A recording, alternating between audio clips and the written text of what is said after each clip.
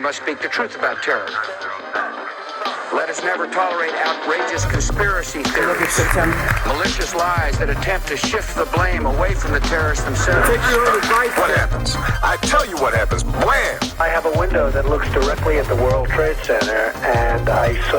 No delusion! Shit's getting way too complicated for me. Harry, find your hair to be president. Welcome to the AnteDote. This is Greg McCarran. And this is Jeremy Rothkushel. All right, it is Wednesday, May the 22nd, and to say that there's no shortage of things to talk about from the last month and a half or so would be an understatement. We've had protests on a domestic level that have put issues directly related to Israel and Zionism at the forefront of not just American politics, but in terms of the overall conversation in terms of domestic societal issues as it relates to on a scale that we have not seen before. We'll talk a lot about that. We have the International Criminal Court coming out with calling for the arrest of Benjamin Netanyahu and then a couple of Hamas leaders and other Israeli officials. So we've got a lot to get into here, particularly as it relates to the nature of the campus protest movement and some of the trends that we've seen gone on with that. We also have the recent the death of Iranian President Ebrahim Raisi and his foreign minister. You just Freudian slipped a little bit, huh? What happened there? You Freudian slipped a little bit with the assassin. Oh, yes, I did. I did. Yes, I did. I did. I guess it's still. Who knows? Yeah, you're right. That was a Freudian slip there, probably. But the still too early to tell. I think in a lot of ways forensically of the plane crash of the Ebrahim Raisi and his foreign minister. But that happened on Sunday, and I'm sure there will be a lot more fallout for that in the days and weeks and months ahead. But as we've always said with these types of incidences, it's still early. I think there was a statement of a technical failure from the Iranian government, but it's in these types of situations, it's kind of hard not to Freudian slip on these matters sometimes because of the history of these types of things happening to high-profile political leaders. I mean, this is like the American president and Secretary of State dying in a plane crash together. So it's like, but I'm sure our audience will be understanding of that. But, forensically, I think it's probably still early to tell. It's only been 3 days. Jeremy, I'm sure I don't know if you have any, I'm sure you have some initial thoughts on like on this event. Of course, a few years back, we had the Qasem Soleimani, which actually was an assassination, and now this happening roughly 4 years later, 4.5 years later. Well, 4 years and 5 months later, I want to say. Yeah, and I do think that the geopolitical architecture is resonant at the very least with that whole period of early 2020 of the assassination of Qasem Soleimani. And then I would say what's most resonant with it is the then wake of that after the Iranians had responded. Remember that they gave some an ample amount of warning to some extent to the Trump administration about a response that then targeted certain U.S. military bases in the region, and then there was this. I think that was the order, that it was after the response that there was this very suspicious shoot down of a Ukrainian commercial airliner leaving the Tehran airport. And that one I assessed at the moment that it was very likely some kind of a cyber attack on the back end of the Iranian anti-aircraft missile defense system that had been supplied by the Russians. And it turned out, and I made this analysis before the Iranians had even admitted that it was that the plane had been shot down, rather than it was some kind of onboard technical failure or even an onboard explosive or There was also at that point talk about how this was a shoot down by potentially domestic terrorist forces in Iran, like MEK type forces. And my assessment after hearing a air traffic controller, advisor, consultant speaking on Pacifica Radio, who had been working with the Iranians, that he said that this would be something very likely, if this were to have been a shoot down, it would be something that would look like a human failure, but would very likely be a software issue or a cyber failure. I think he called it. And at that point, I was like, oh, things snapped into place. And I really saw that this was very likely related to some kind of Israeli military intelligence response. Potentially could be seen as a response to the Iranian response to the assassination of Qasem Soleimani. And then the Iranians admitted that they had shot down the plane via these Tor M1s that had been supplied by Russia, and that earlier, maybe more than a decade earlier, there had been some leak about how the Iranians had accused the Russians of supplying back-end access, cyber codes, basically, to these systems, to the Israelis. And my sense of that whole operation is that I still think that's a correct hypothesis of what went on there. Now, I also predicted that you would see some of the Russian information sphere muddying the waters after the forensics came out that this could have been a cyber attack of some sort. And that's what we saw exactly happen. We saw the tomato bubbles and people in the multipolar sphere like Pepe Escobar sort of hook on really to my original hypothesis and then really smear it up to really, to my eyes, try to remove any Russian involvement in that. And, and of course, at the time, I think that we talked about how it would be likely if the Iranians had a sense that there was this kind of problem in some of the back ends of their Russian supplied equipment, that they would have done something about it. And that's probably true. But these kinds of like hardware based software vulnerabilities, I would imagine, are very difficult to actually root out in terms of, if you're thinking about like root systems in terms of computer code. And this then will play into considering what Eric Prince is all up to right now, who looks more and more to be at the epicenter, along with Michael Flynn, of what our friend John Brisson calls Cambridge Analytica 2.0, and the ramp up of these kinds of operations in this election year, and Prince's involvement with creating a new phone. He just went on Tucker Carlson's show to do a whole bunch of sort of sloppy geopolitics. I see Prince as very educated idiot in a certain way, and also proposing weaponized dialectical choices. You have to choose between socialism or the Austrian school. You have to choose between a failing American establishment and the old Dutch East India, British imperial model in terms of the third world and minerals and all of that kind of stuff. And he will not talk about the fact that his phone, that is meant to be private to any American, really private to any American government and American technology companies, was originally he announced it. He announced it on the Steve Bannon show originally while he was on an Israeli air base in northern Israel, and it's now totally come out that this was Israeli military intelligence who helped him produce this phone. He didn't mention that once on the Tucker show, while pointing out that the phone was being produced in Indonesia at Singaporean facilities.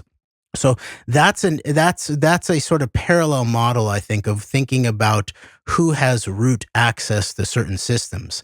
Now, coming back to this moment, obviously the timing of all of this has to do in terms of it's a helicopter, right, that went down that killed some of the Iranian leadership, including foreign minister and president, as you pointed out.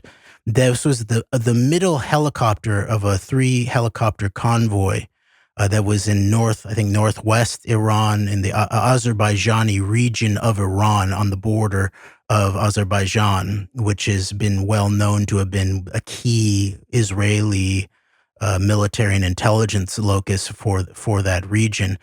And this all comes obviously in the wake of this exchange, the most direct exchange that we've ever seen military-wise between Israel and Iran, right? Where Israel targets a diplomatic compound in Syria that had high-level Iranian, not only diplomatic forces, but this is how diplomatic compounds always work. You have the sort of the overt section that is related to, real pure statecraft diplomacy, things that would be associated with the State Department. And at the same time, everybody knows that the State Department will often then work as a cover, right, for an official cover for covert and clandestine intelligence operations. And so something similar was going on there at the Iranian compound in Syria, and the Israelis targeted it and killed a bunch of Iranian military intelligence leadership. And then the Iranians responded very directly in a similar kind of fashion, with even more warning, with more sort of time to work up the whole operation and response from the American side, especially, but also the Israelis and their different regional allies to come up with a response. And then the Iranians, basically, I think the Iranians showed what they were capable of, while also they were testing out the defensive capacity of Israel and its allies in the moment. And so they sent basically a 3-layer attack on Israel that included 2 different aspects of missiles, and then these drone attacks.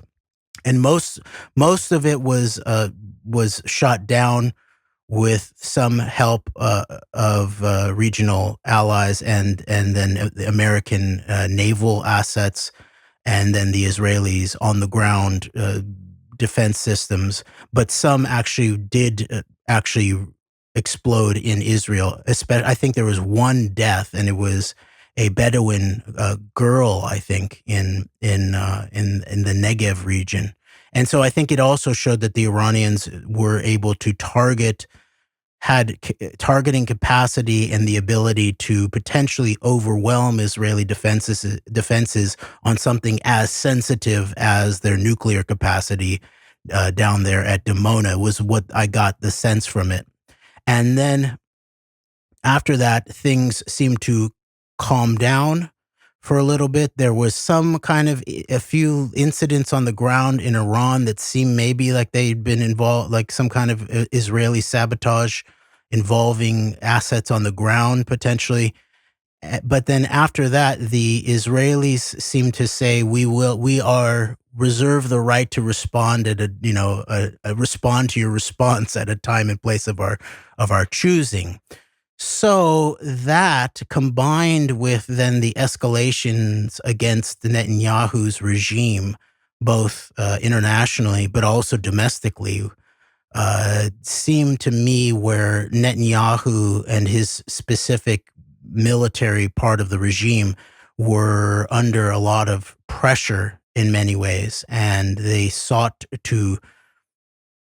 seek a way to flee forward here. And this is what I've been saying since October 7th, that this is really the entire purpose for Netanyahu, combined with the long-term Israeli military occupation and ethnic cleansing architecture of the Israeli state, that yes, part of this was having to do with a desire to, retake Gaza to some extent, to publicly, quote unquote, deal with the Hamas question, which, it's become notoriously known of the backing of the Hamas architecture by Netanyahu and his regime for many years up until October 7th, really. And I would say on October 7th, very obviously, if you look at the totality of all of the security stand downs and so-called intelligence failures, this was a setup. This situation was set up. And now we even have more of Netanyahu's direct words. Like I've clipped his interview with Douglas Murray, which was maybe about a month and a half ago, where he basically admitted that he wanted to do this operation in Gaza for a long time, but there was not the domestic will for it, including support for a military operation where Israeli military is going to get killed, have been killed too. And then also he said that the international world would not understand, this is so that October 7th provided the pretext for what he'd wanted to do for a long time. That's Netanyahu's own words. That's like Netanyahu immediately post September 11th talking about how this is very, very good and all of that kind of thing. Right.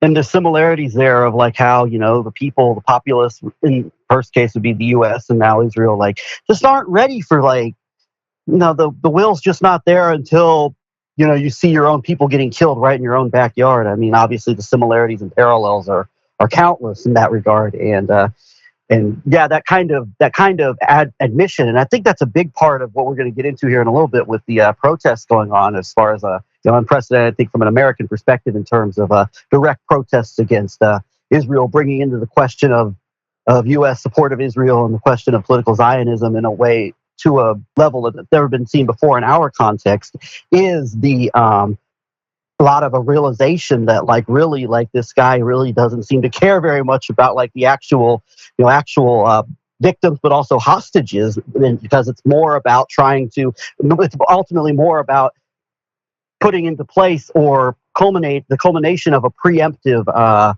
or of a preordained, predestined policy goal of actually making this operation happen that precedes, that supersedes the well-being of civilian population and also of people who have been taken hostage by this ultimately Netanyahu affiliated allied Hamas entity. And so I think but just going back to the parallels there are very, very similar. And I think a big part of this and then an admission like that really just sheds a lot of light on this on what a lot of people I think sense innately and otherwise, that this guy really doesn't care not only about the victims in terms of the Palestinian death toll, but also does not care about what happens to Israelis who may become victims of all of this.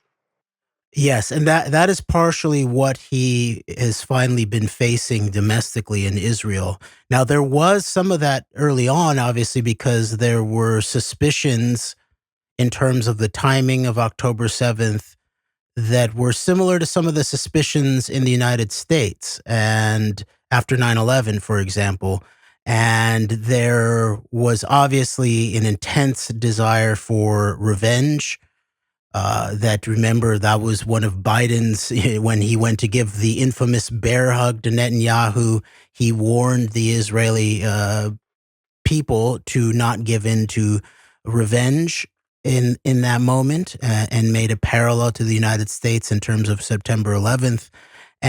But it did look like that over time, combination of information warfare, civil suppression in Israel very early on after Netanyahu grabbed war powers. Remember, this is the first time, I think, since the October 7th really happened on the 50th anniversary of the Yom Kippur War, which is seen as a quote unquote failure in by the Israeli partisans. That this was not only did October 7th happen on Putin's birthday, but it also happened on this 50th anniversary of the Yom Kippur War. And in the immediate wake of that, of course, everybody was like, we need to figure out how this happened, how everything from the border security, where you had like women Israeli soldiers warning of preparations, tons of intelligence, the reporting that the actual plans for this kind of attack had been in Israeli hands for more than a year.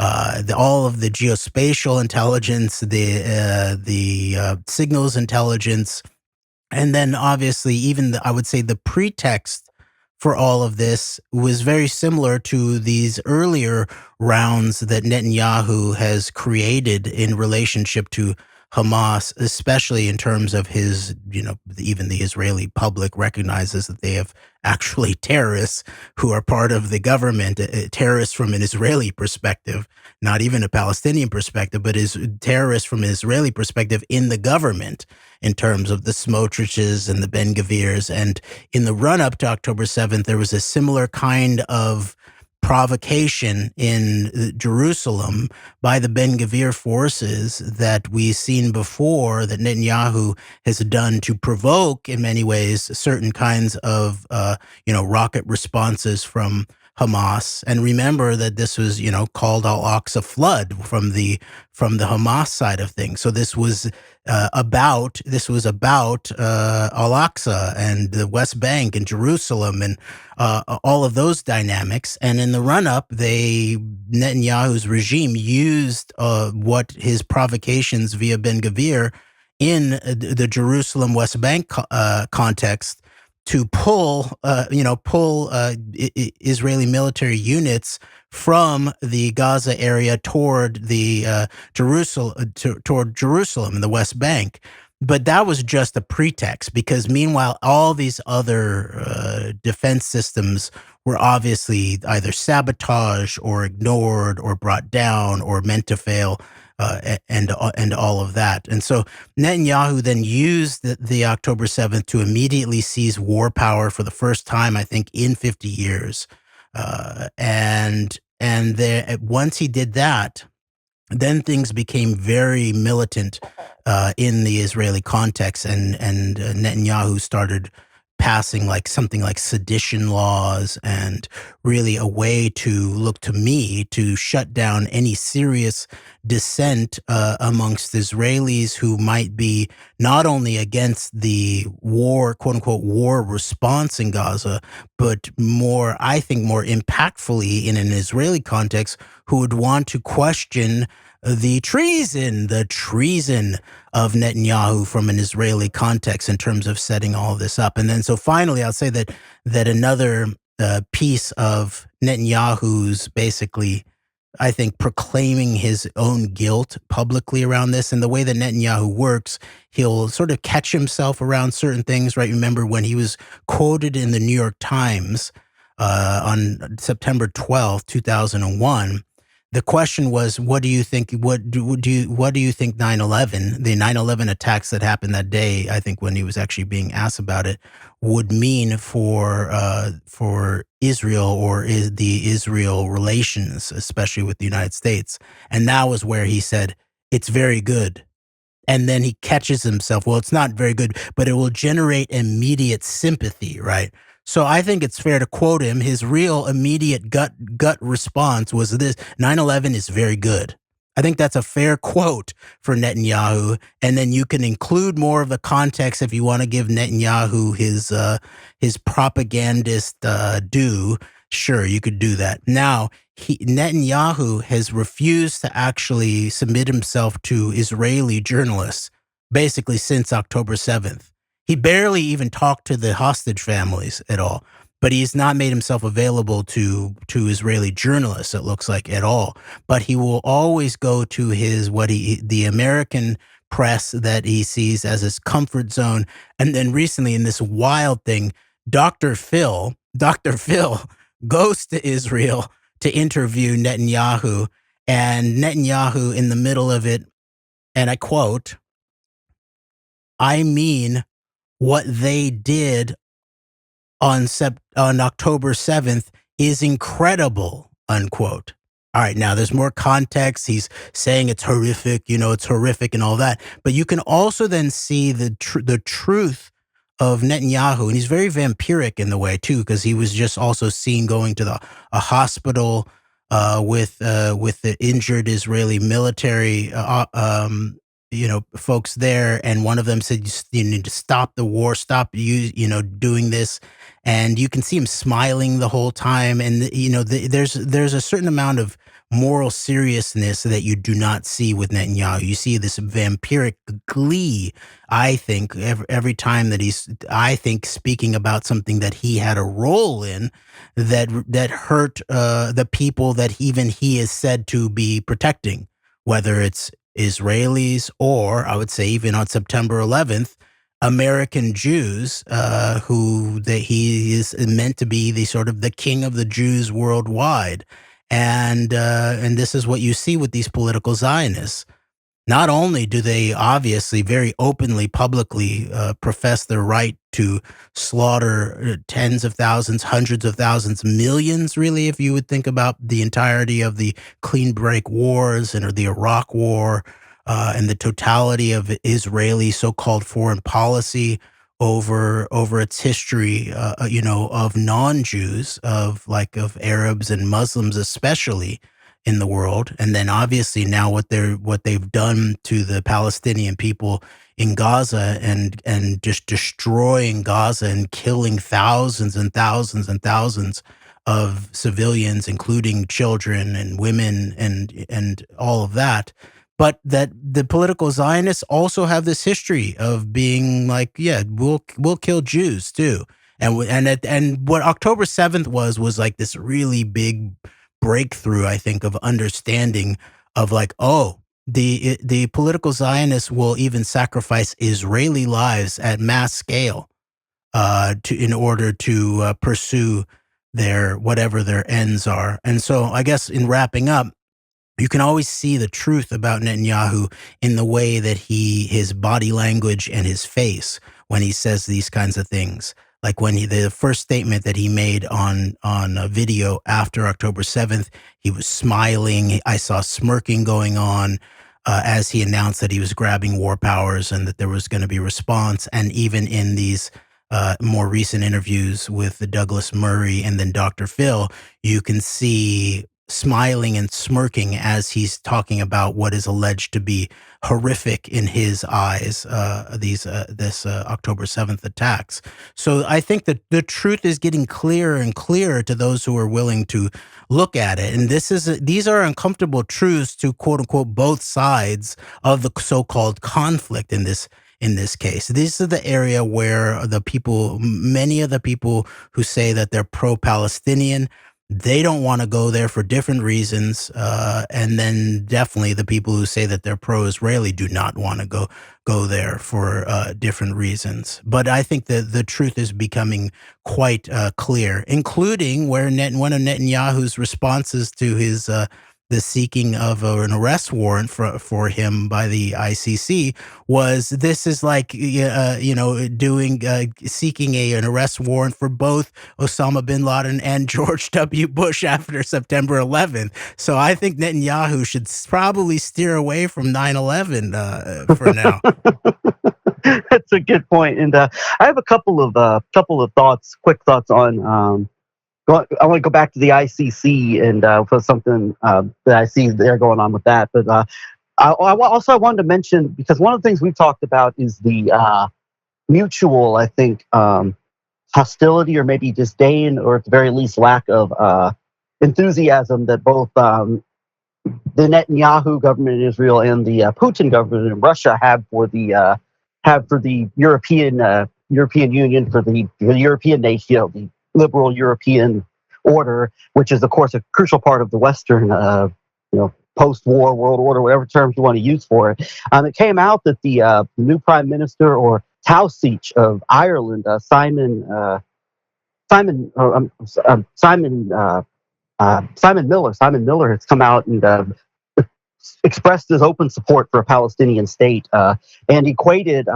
It mentioned Ireland's own historical struggle against imperial forces as his own struggle for independence and against the imperial imperialism as a model or a reason in terms of making this argument for recognizing a Palestinian state. And I believe also the heads of state of Norway and Sweden have come out with a similar Or similar Spain. I proclamation. think Spain, not Sweden. Spain too. Okay, Norway and Spain. Oh, so did Sweden do that too? I thought I saw Sweden, but I do remember Spain now that you mentioned it. But I think it might have been Norway, Sweden, and Spain, or maybe just Norway and Spain. But It's you're starting. definitely Ireland. Yeah, Ireland, Norway, and Spain. And this is very interesting too. Remember, Spain was the place too where there was major pushback against the Iraq War, and Aznar and this very suspicious, I think, false flags in Spain. And so this is very interesting. This does seem to have a sense of like a recoalescing of certain, I would say, anti-imperial, as you pointed out, in terms of like the Irish background, but also a very nebulous eye toward the whole quote unquote Israel-Palestine conflict, but more generally a suspicion around the entire post 9/11 world and the war on terror complex. Yes, and I was. It's interesting because we talked about Remember, it was Michael Oren was quoted about the European Union. Basically, to paraphrase, being not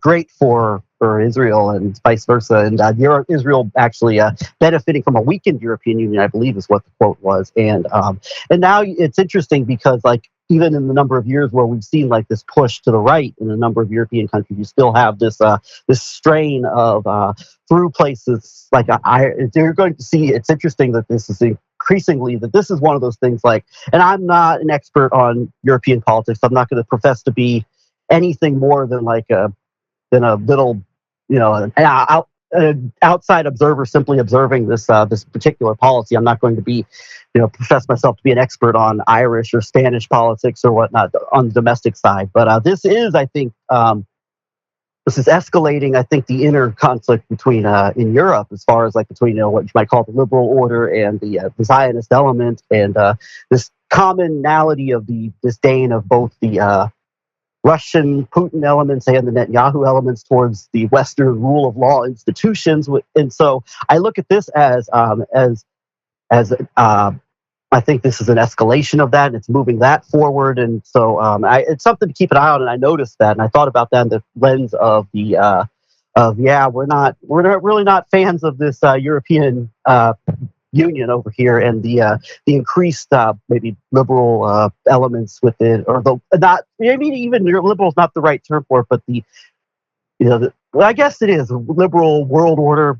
God, I use a number of terms to describe it, but as far as the Western rules, quote unquote rules-based world order, which also has its own many problems associated with it, and the lack of enthusiasm towards it, say from the Likud elements in Israel. And I think that this is another sign of it. I think it's going to force a hand. It's likely to force a hand of a bigger conversation in a number of these other countries, such as France, which is very pro-Zionist. I mean, the Macron government, I think, is very friendly to Israel, but also has expressed some reservations post 10/7. So I think you could see some increased conversation coming out of this from these countries. And Ireland, getting in touch with its own history of struggling with the imperial power, the more powerful British Empire, long seeking to subjugate it in context with the current moment, I think is very interesting. Yeah, and the pushback to the ICC is interesting on the surface in terms of the United States, the UK, I would imagine France, and the way that you're talking about it, that these elements are on the surface trying to disparage and say this is illegitimate, that the ICC is doing something very wrong here. And there are two interesting pieces to the ICC's announcement. And by the way, it's to seek warrants, right? So it hasn't yet, the warrants have not been issued yet, but to seek warrants for two Hamas leaders, and then the leader of I think it's maybe the Al-Qassam brigades, maybe the the sort of rocket and military arm of Hamas, and on top of Sinwar and Al-Khania, I think, are the three Hamas leaders who are named for seeking a warrant for arrest by the ICC. And then the two Israeli leaders are Netanyahu and then Yoav Gallant, head of the Israeli military. And so this is obviously a very big breakthrough in, I'd say, two main ways. One is this whole question of the equivalence. What they're really saying, the people who are, the sort of quote unquote pro-Israel side, they are resisting this idea that a quote unquote democratically elected leader like Netanyahu of a recognized state like Israel could be compared or held under the same jurisdiction as these alleged non-state terrorist actors like Hamas.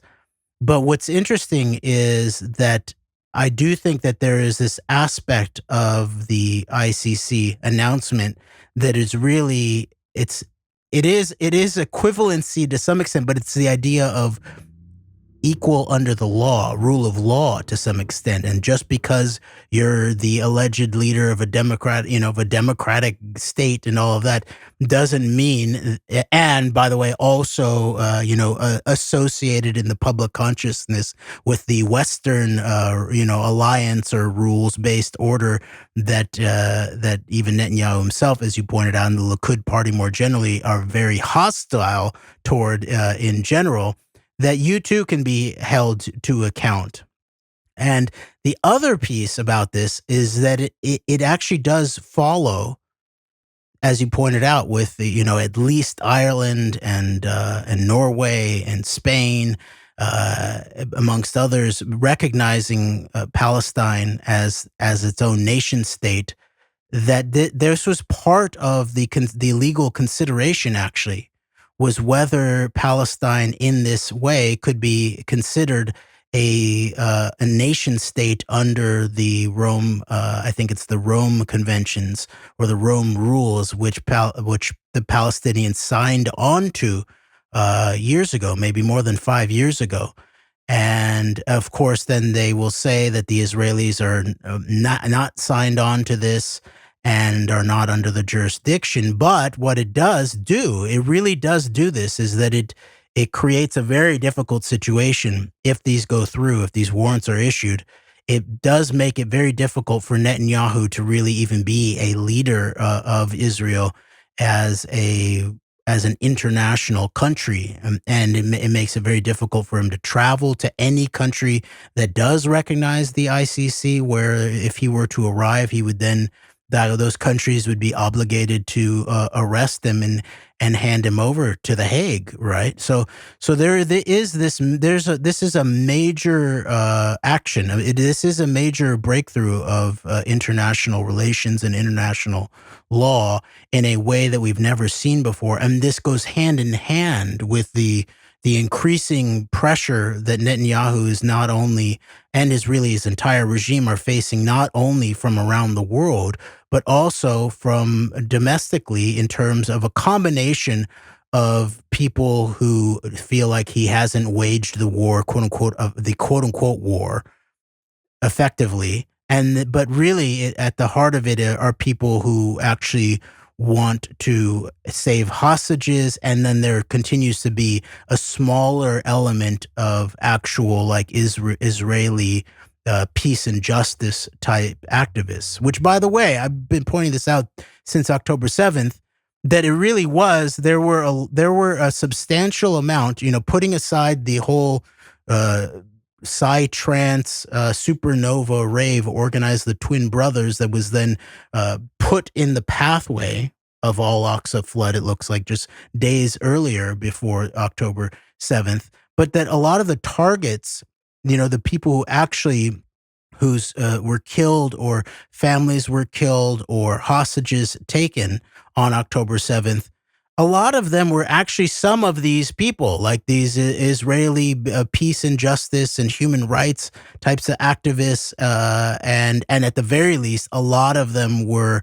the direct political opponents of Netanyahu and his regime. So that again, another cui bono kind of question there coming up here, and so all of these forces are rising up at the same time, which I believe like makes Netanyahu potentially more dangerous because he's now like not seen as like this only as this smooth talking, very friendly to American audiences, like guy who's going to be just sort of like easily platformed by everyone from Bill Maher, to Jake Tapper or all this kind of thing. Now he's really beginning to be seen as potentially a rogue terrorist or a war criminal around the world. And even some of the Israelis are understanding that they are creating they're getting themselves isolated at the very least.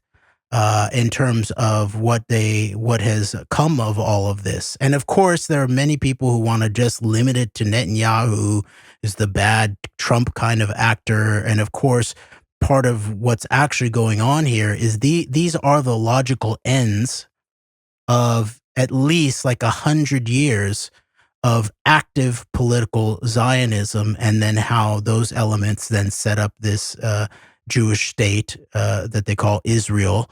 And that at the very least, like, very early days, they did covert terrorism, sometimes not covert terrorism. They did much of their ethnic cleansing in terms of the Palestinians that they really pushed to Gaza under the pretext of their war for independence in 1948. But then especially post 1967, and there's deep history about 1967 that goes beyond just the USS Liberty. That's a crucial piece of it. But since that time, then this is obviously a blatant long-term military occupation that's going on. And so these are the logical ends, I would say, of this century of political Zionism in full action. And of course, it's not just the century. It goes well before that. And there's many places you could begin. You could go back to the Tanakh, really. You could go back to the Torah and talk about, the Jewish ways of waging war that have been spoken about very directly, even by some Israeli officials, and in terms of that this is going to be a siege. And this is partially why Gallant, remember, this is Yoav Gallant, who very soon after October 7th said there's going to be a total siege on Gaza. He's also the one who's quoted as talking about human animals. Now, his defenders will say he was only talking about Hamas as human animals, but what has actually been done in all reality against the Palestinian people in Gaza and to their lives in general, and the destruction of their entire land there, and all the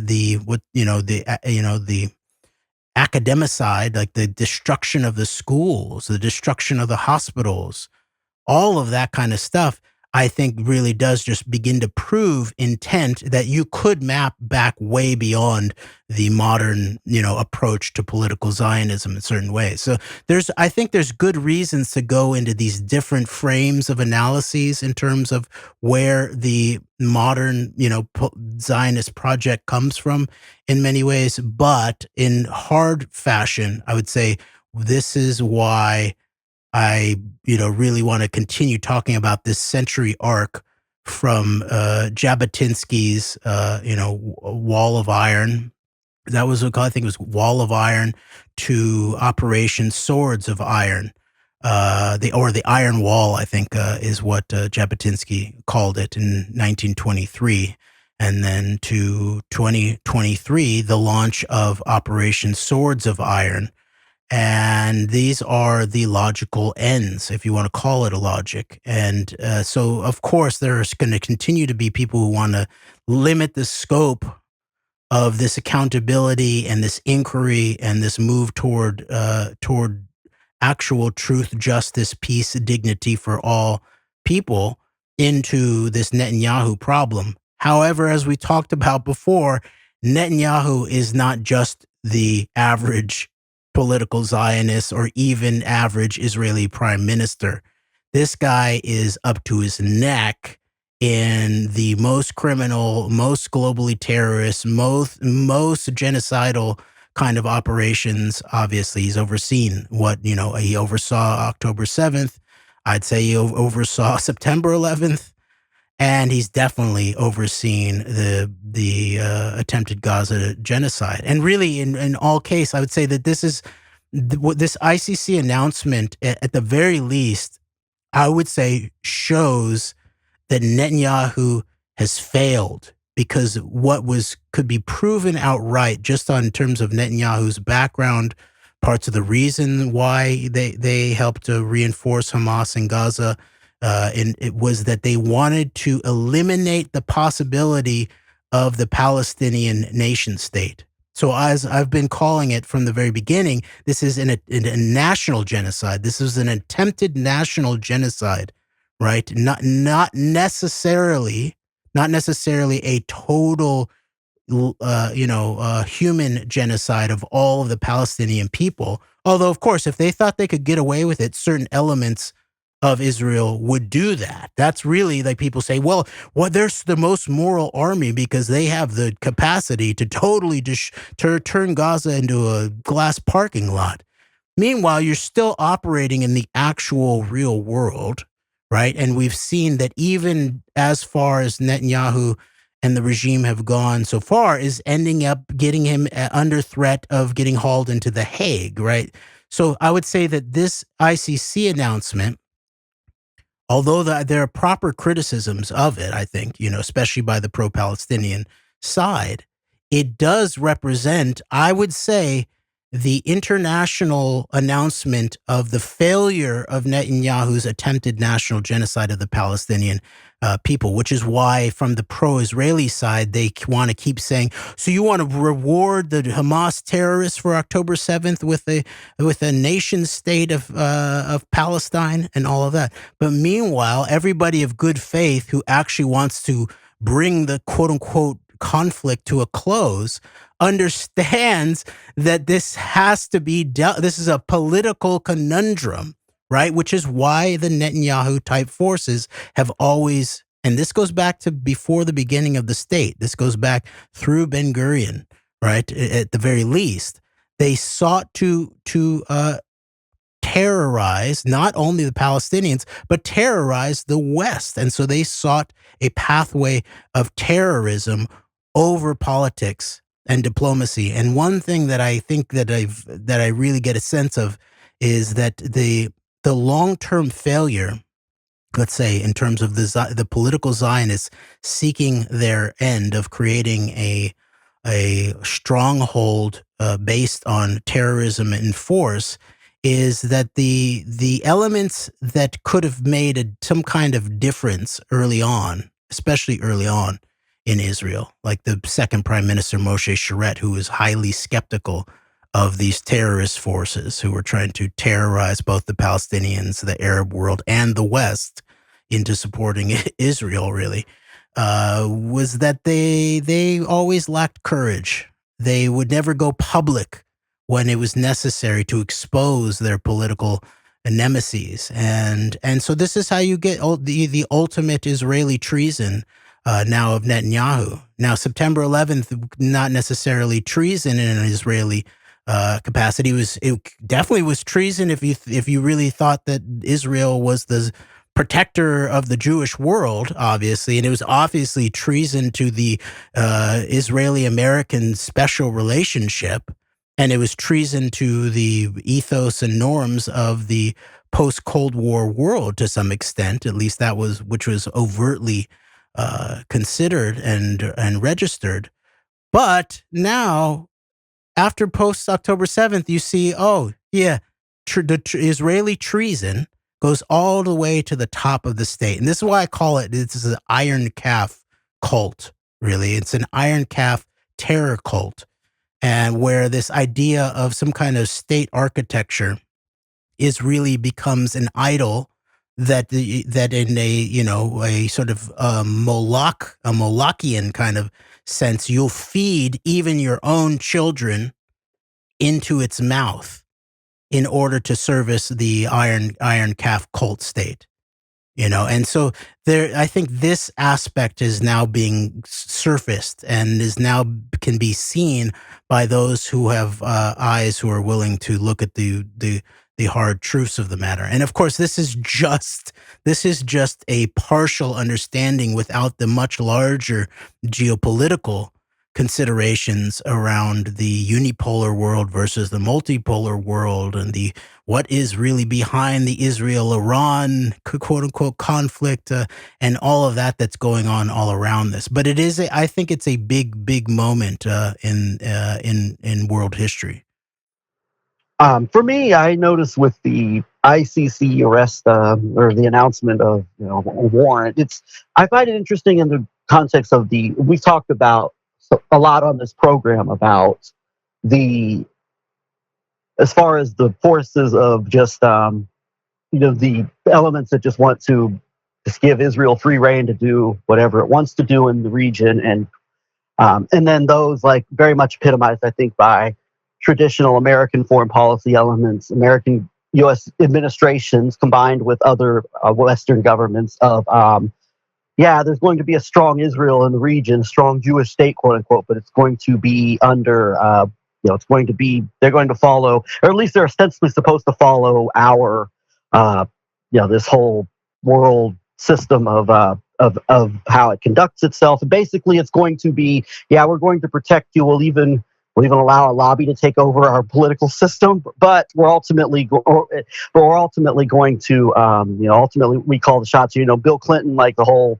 I thought we were the damn superpower here. We're the ones, we're in charge. You'll have your state, and we'll protect it. We'll give it all this aid and all this support, but ultimately it's going to be, you're not just going to have free reign to do whatever you want. And we've talked about that a lot. And that was one of the big conflicts, I think, between like the incoming Trump forces and what that had accomplished, as opposed to not only the world order Western system, but also even between what we call the paleo neocons and the neo neocons of the question of Israel. I think Israel first and Israel second is how he put it. But now I'm thinking of another question that is within this whole another dynamic that I think is at play now between people who, and it falls more within like this element of, I think, the traditional maybe U.S.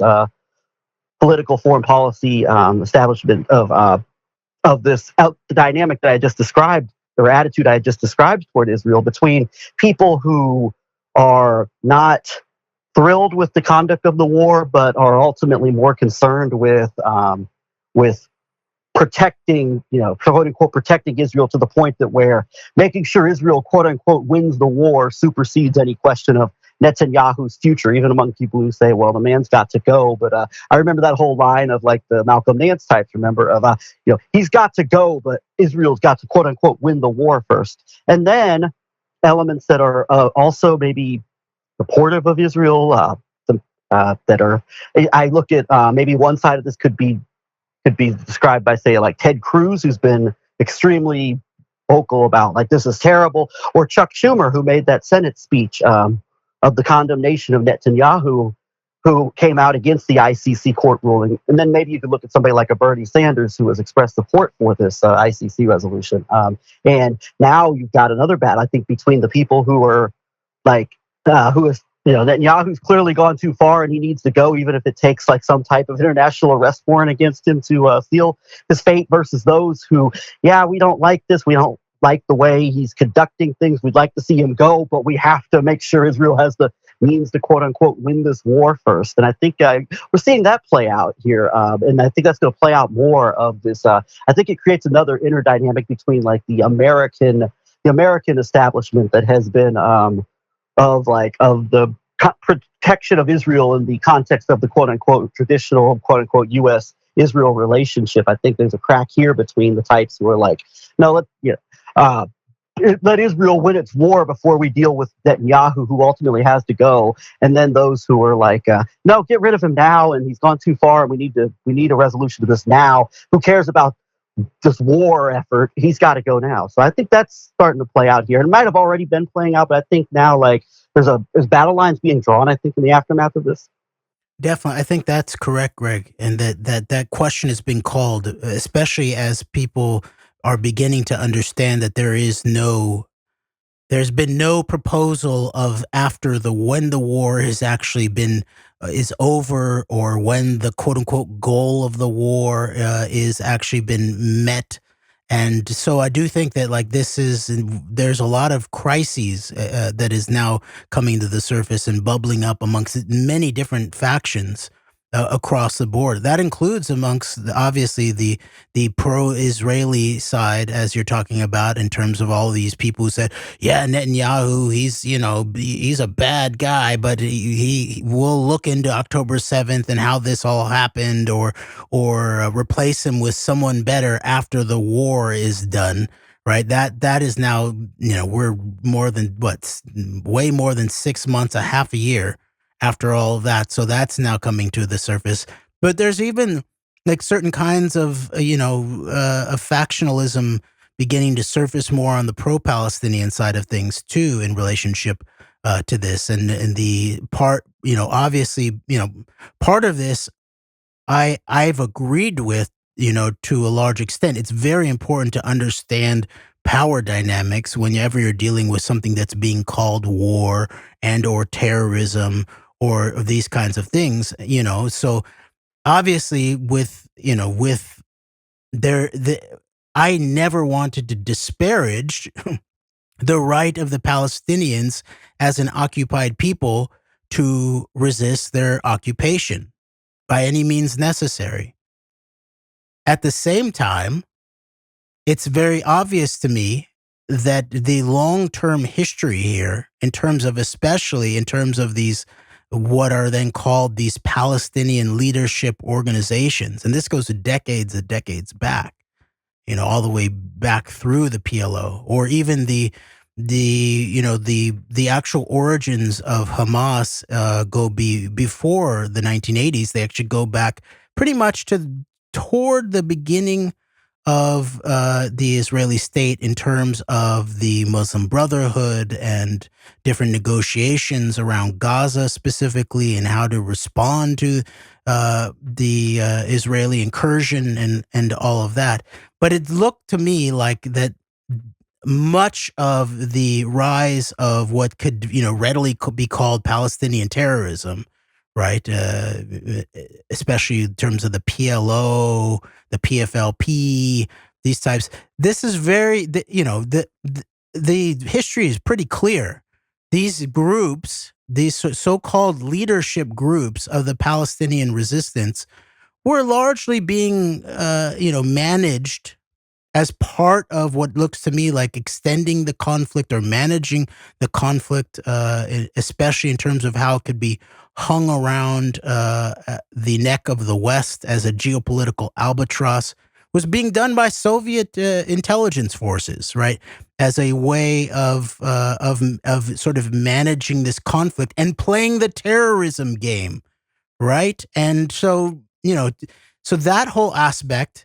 But then just the fact that you then have this whole scenario of, it's very obvious to me that political Zionism makes its world via terrorism, and more, and then once it creates a state, then it has its major first leader Ben Gurion make a choice to go along with this, that this is the best way to do it. We have to terrorize the Palestinians, terrorize the Arabs, and really terrorize the West in order so that they will eventually come to respect us, or come to recognize that we're here to stay, or something like that. The wrong strategy is to play into the whole terrorist complex, right? So there's some of that is beginning to have a rough debate now amongst the pro-Palestinian side of things. And of course, this deeper geopolitical question of strategies of tension. I pointed out before that you even go back to like Operation Susanna, the so-called Lavon affair that happened under Charette, where Charette ended up not telling the public truth about what actually happened. And this ultimately served where Israeli agents caught in in Egypt seeking to firebomb especially American and British civil society institutions, including theaters and libraries. And all of this is actually happening at the same time as Eisenhower and elements of Eisenhower's CIA were actually pursuing back channels between Nasser and Charette that would have been very difficult for both of them in terms of their publics knowing at the time. And there was, I think it was called Project Alpha, where they were seeking to actually toward a diplomatic resolution of all of this. And then the Israeli agents in Egypt get caught.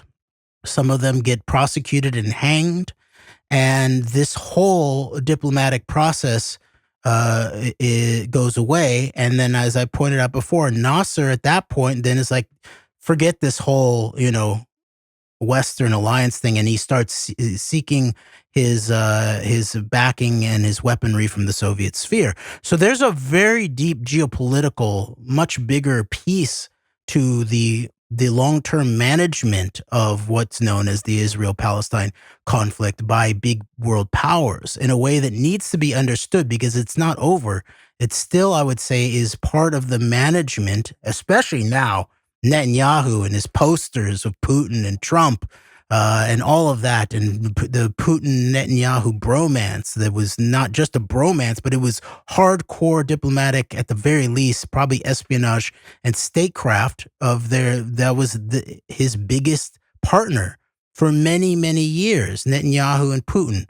And then Hamas on Putin's birthday, and the Hamas leadership in Moscow months earlier before October 7th. And so you see a larger geopolitical management of this conflict that I think would be very helpful for all, quote unquote, all sides of good faith. And by good faith, I say that those that are really seeking truth, justice, peace, freedom, and dignity for all human beings, that it would be very helpful for people to begin to understand this, because quote unquote both sides here are being managed by thought processes, groups, narrative warfare dynamics that certain things are the Achilles heels of. One is what all was October 7th and the Netanyahu and his regime's involvement in October 7th. Not only their interest in it, but their logistical involvement in helping facilitate it. That's a big Achilles heel that both large parts of the pro-Palestinian, especially those that are in maybe the multipolar axis of resistance cheer squad side, but also the Israeli supporters, even those who say, Netanyahu needs to go after the war is over.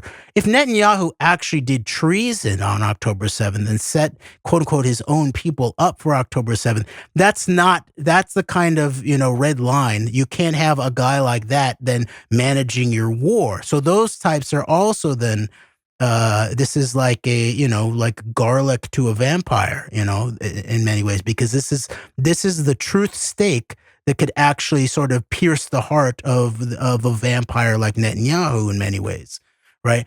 So I just say that it's still very important to understand these deeper geopolitical strains and architectures and histories that have led to this moment, so that we might better unlock the politics of all of this. Because I would say that it is the case that if you're talking about the quote unquote Israel-Palestine conflict, the actual the history and the morality of the situation and the real sort of core politics of the situation are not really that complicated, right? You have a people who have been ethnically cleansed, displaced under war and terrorism. They are under a long-term military occupation where there's major incursions against their lives and their living places and all of that. And then you have the military occupier. So none of that is really that complicated. The politics surrounding this, the geopolitics surrounding this whole situation are more complex, and they need to be understood.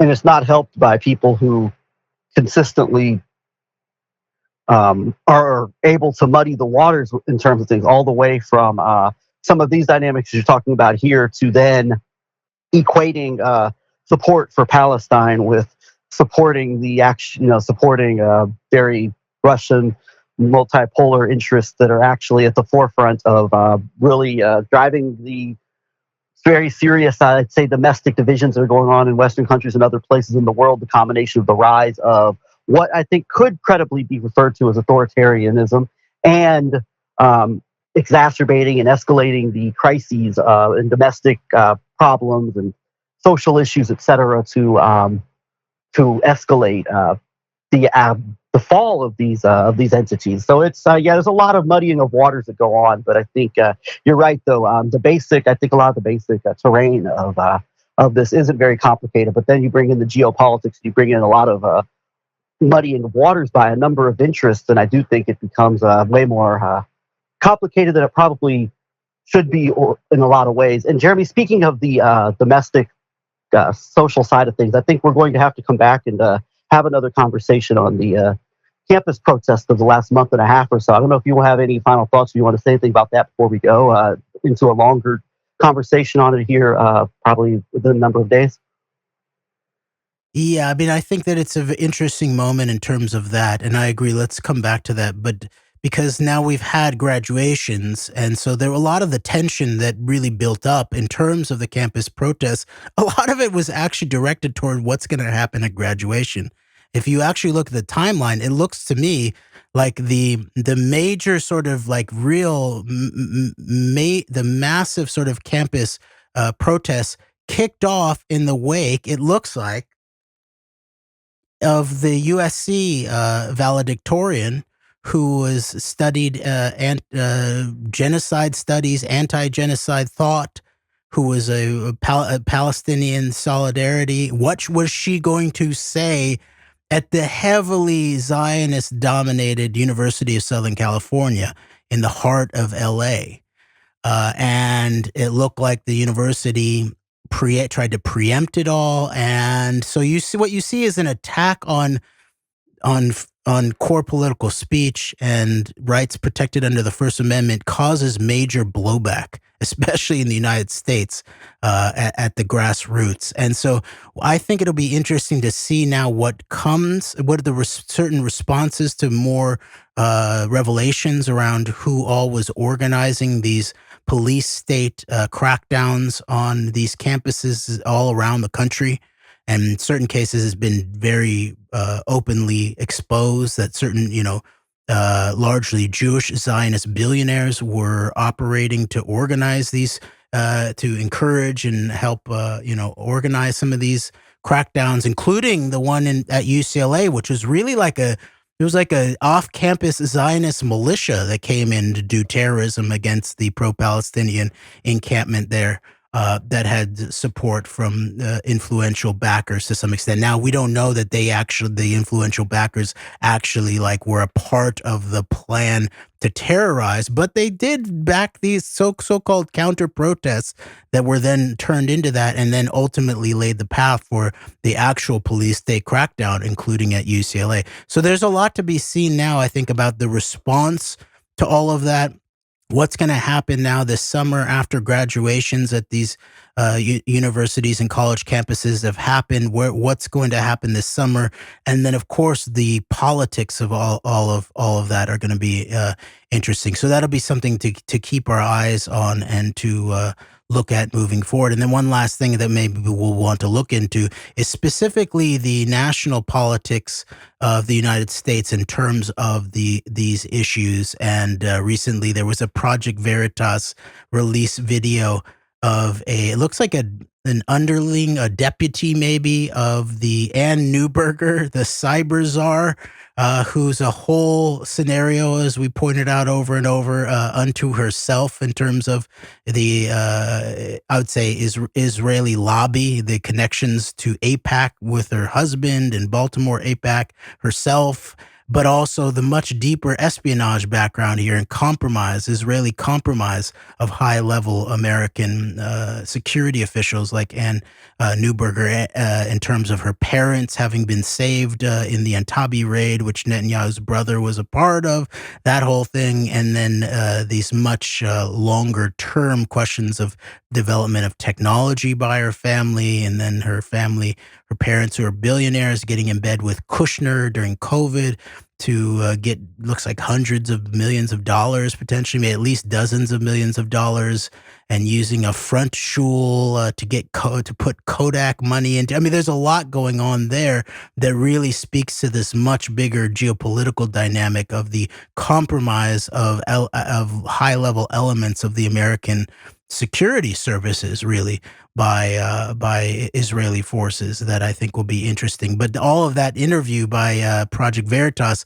is attempting to try to frame it as Biden sort of abandoning the Jews or something like that. Biden really wants to, quote unquote, abandon the Jews, but it's politically uncomfortable right now to do that or something like that. But I think there's a lot more there that is actually pretty instructive, especially if we saw it in the context of, this is Ann Neuberger's deputy who's speaking about the discomfort because of the powerful Jewish forces, as he talks about it, and the Israel lobby per se, in terms of the political situation that is facing the current American administration. So there's a lot there, I think, and as we'll trace out more of the American political spectrum, include the Libertarian Party, the Greens, the Cornel West, but also RFK Jr., and then what's going on with Trump right now and these sort of neo-MAGA forces. And this Cambridge Analytica 2.0. So there's a lot to deal with, and will be increasingly so over the course of these next months. I was just going to say that we're going to share the Project Veritas article in the notes, and it's very much typical Project Veritas tactics, post James O'Keefe as much as when O'Keefe was there, and how the Neuberger was described as very, very Jewish, I believe is the quote. So it's interesting that it plays into multiple understandings of how you can read this article, because clearly it's designed as Biden hates Israel and he's going to hurt the Jewish people by abandoning Israel, but he can't do it until after the election, but also playing into the hands of like a lot of very like alt-right friendly people who have a positive attitude towards an outlet like Project Veritas and its quote-unquote exposés of the woke left and all of this, and how they could read that with a number of interpretations, and I think that is by design. So we'll get into talking about these things and everything else that you mentioned in the future there, but I wanted to throw that in with regards to the Project Veritas articles, that it can be read, I think, multiple ways, and that might be the intention of it. I agree with that, yeah. So that will be interesting to dissect and see actually what the response is to it, because I think it can make a lot of hay there. So we'll see. All right. Well, thanks, Jeremy. Thank you, Greg. And thank you, everybody out there sticking with us. We appreciate you. Until next time, AnteDote, we are out.